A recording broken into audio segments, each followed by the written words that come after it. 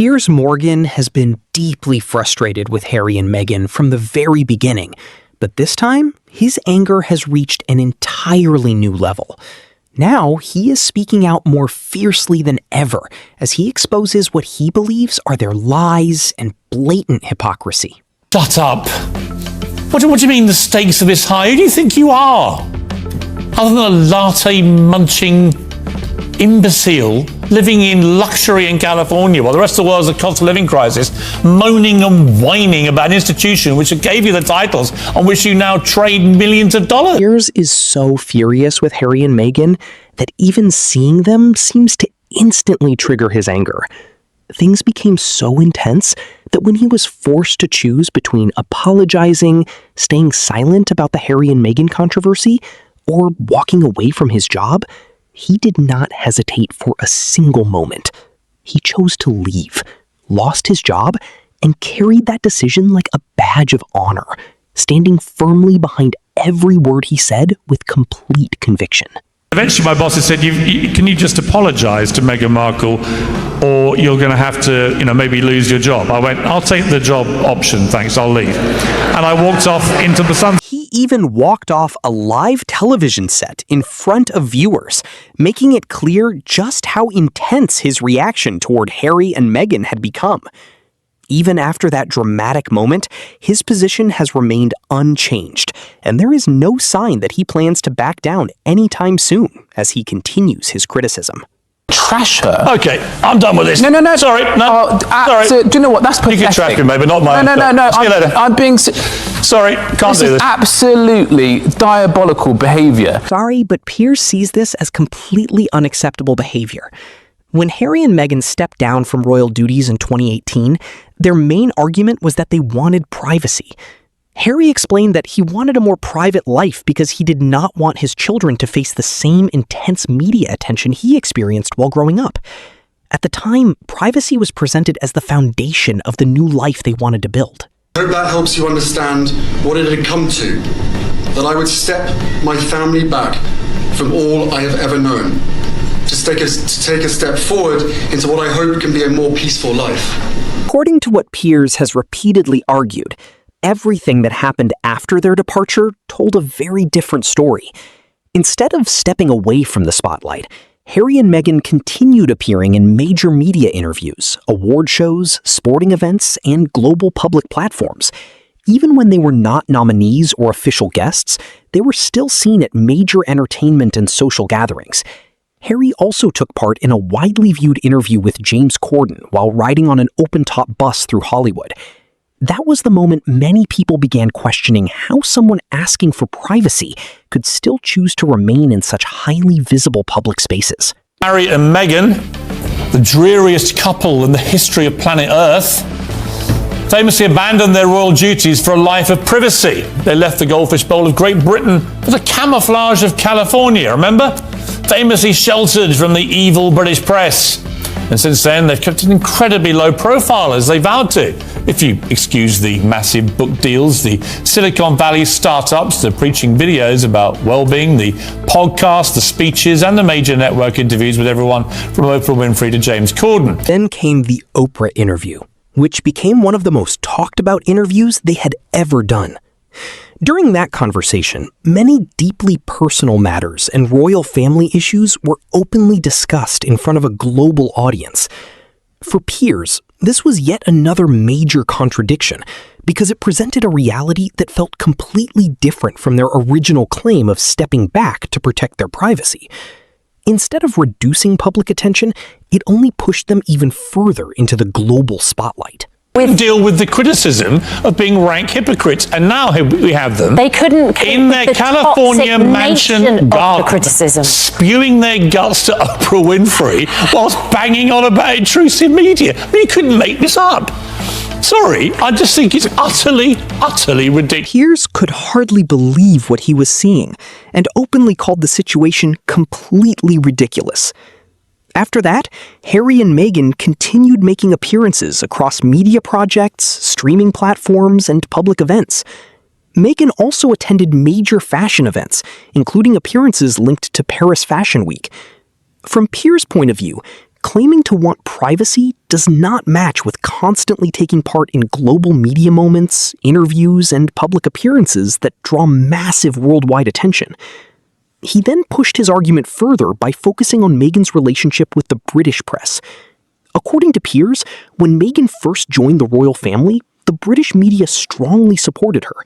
She received widespread positive coverage, especially in the lead-up to the royal wedding. Newspapers and media outlets covered nearly every detail, from her wedding dress and the scale of the ceremony to the guest list, cake design, and every major part of the royal preparations. Here they are once again, having taken private jets again to do this. They've got all this thing going on, behaving as though they're doing a royal visit, the very thing that they didn't want to do in the UK. I just find it all a bit sicky. According to Piers, rather than appreciating that early support, Harry and Meghan completely changed their narrative. They began accusing the press of racism and unfair treatment, claims that Piers strongly rejected and described as historically inaccurate. Having watched everything unfold from the beginning, he firmly stood by his view and refused to accept their version of events. But for Piers, the media controversy was only the beginning. He also criticized their environmental campaigning, highlighting what he saw as one of the biggest contradictions in celebrity culture. While publicly speaking about protecting the planet and fighting climate change, they were also frequently traveling by private jet. Piers summed it up in one word: hypocrisy. And from his perspective, that contradiction was impossible to ignore.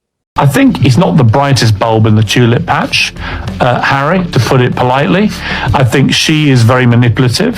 Meghan Markle is someone who's basically got rid of almost her entire family on her side, apart from her mother, her entire family on the father's side, including her father, which is incredibly sad. And now she's wrestled Harry away from his family. So how happy they really are in this mansion in California when they have no connection now with any of their family, bar one or two people, I find it very hard to believe that makes anybody happy. Then Piers turned his attention to something many people had already been thinking about. Meghan has a father, a real father, who helped raise her and played an important role in her life. He was even there for her first wedding and walked her down the aisle. Yet, according to Piers, she has not spoken to him since.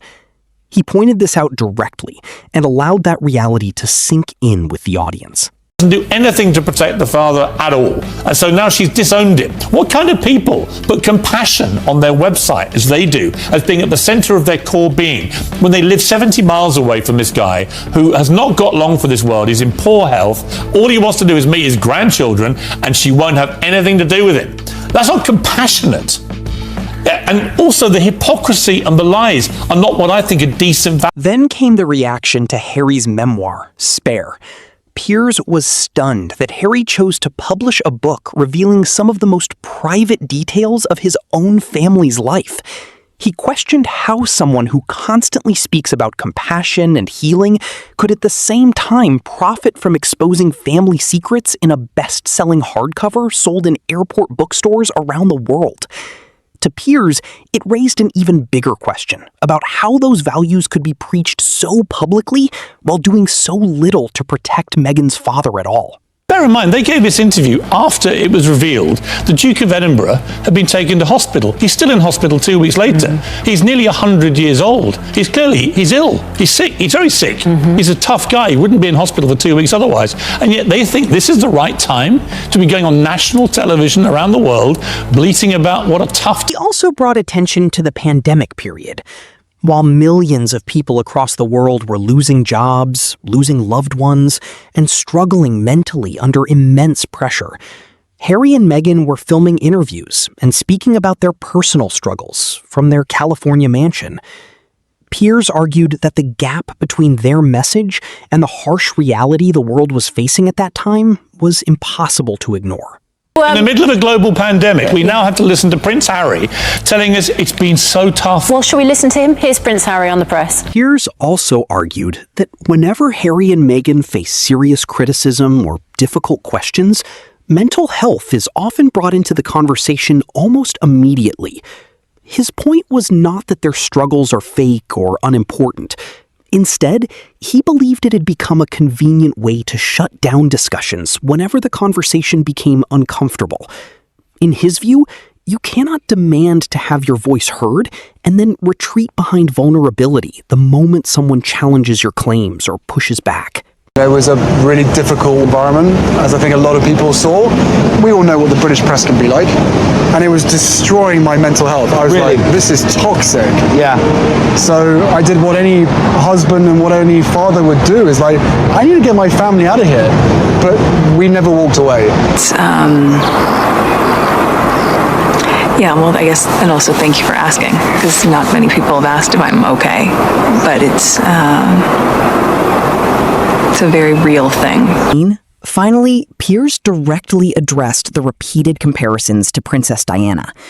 Harry has often suggested that he fears history could repeat itself, but Piers strongly... Having known both women, Princess Diana and Meghan Markle, I can say with absolute certainty they had nothing in common whatsoever. I couldn't think of two women more different. Piers Morgan has continued speaking out strongly against Harry and Meghan, repeatedly highlighting what he believes are major contradictions and inconsistencies in their public statements and actions. His criticism has remained sharp and unwavering as this debate continues to divide public opinion. The question now is where you stand on this ongoing controversy and how you view everything that has unfolded.